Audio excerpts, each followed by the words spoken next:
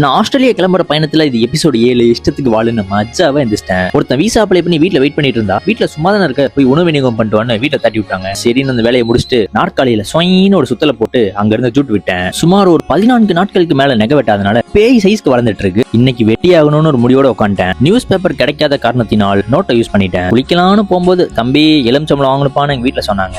அதை வாங்கிட்டு குதூகலமா ஒரு குளியல போட்டுட்டேன். வீசா அப்ளை பண்ணி 2 வாரம் கிட்ட ஆக போகுது. இன்னும் எந்த தகவலும் சொல்லல. கவலைப்படாதப்பா, எல்லாம் ஜம்முன்னு வந்துடும்னு வீட்டுல மோட்டிவேஷன் வேற. நம்ம ஸ்பாட்டிஃபை நண்பர்கிட்ட மனம் சிலிர்க்க ஒரு பாட்டு போட சொன்னேன். அதை நீங்களே கேளுங்க.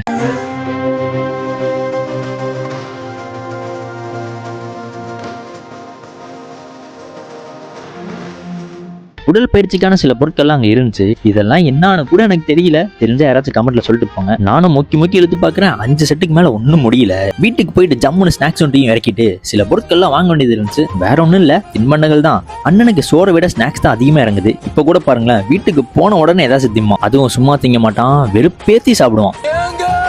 வழக்கம் போல லுங்கிய மாத்திட்டு மாலிவுட் டைம்ஸ்னு ஒரு படத்தை பார்த்துட்டு பிளாட் ஆயிட்டேன். ஒரு நல்ல செய்தியோட சீக்கிரம் வரேன். ஃபாலோ மட்டும் பண்ணி வச்சுக்கோங்க.